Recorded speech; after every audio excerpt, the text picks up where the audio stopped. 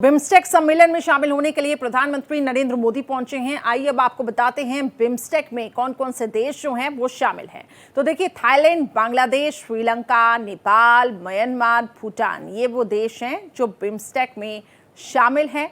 और इसी सम्मेलन में प्रधानमंत्री नरेंद्र मोदी शामिल होने के लिए पहुंचे हैं। दरअसल सभी देश के जो प्रतिनिधि हैं वो इसमें जुड़ते हैं और इसके बाद रणनीति बनाई जाती है कि कैसे आखिर समन्वय के साथ ये देश आगे बढ़ेंगे, संबंधों को किस तरीके से मजबूती दी जाएगी। हाल ही में म्यांमार में जिस तरीके से भूकंप आया था, भारत ने अपनी तरफ से पूरी कोशिश की थी मदद पहुंचाने की। भारत और थाईलैंड के संबंध काफी गहरे हैं, संस्कृति से लेकर व्यापार तक 2000 साल से भी ज्यादा पुराना संबंध है। प्राचीन काल में भारत से बौद्ध धर्म और हिंदू संस्कृति थाईलैंड पहुंची।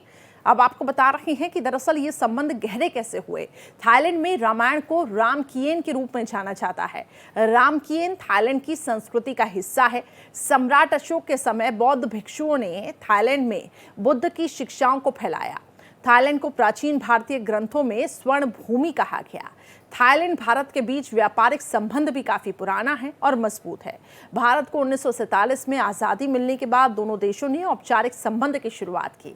2022 में दोनों ने अपने संबंधों की 75वीं वर्षगांठ मनाई थी। आसियान देशों में थाईलैंड भारत का चौथा बड़ा ट्रेड पार्टनर भी है और आसियान देशों में सिंगापुर आता है, इंडोनेशिया आता है और मलेशिया के बाद थाईलैंड भारत का चौथा सबसे बड़ा व्यापारिक साझेदार है। साल 2021 में थाई कंपनी ने भारत में करीब 3,880 करोड़ रुपए का निवेश किया था। अब global renewable energy company limited ने भारत के नवीकरणीय ऊर्जा क्षेत्र में निवेश भी किया था।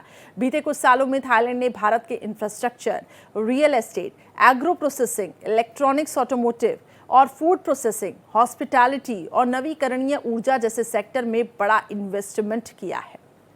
भारत की एक्ट ईस्ट पॉलिसी में थाईलैंड काफी अहम है। एक्ट ईस्ट पॉलिसी भारत की रणनीतिक और आर्थिक नीति है। साल 2014 में मोदी सरकार ने लॉन्च किया था इसे। भारत की पिछली लुक ईस्ट पॉलिसी से एक कदम आगे की ये पॉलिसी है। 1991 में तत्कालीन प्रधानमंत्री पीवी नरसिम्हा राव ने इसको शुरू किया था और इस पॉलिसी के जरिए भारत आसियान देश और पूर्वी एशिया देशों के साथ गहरे संबंध बनाना चाहता है।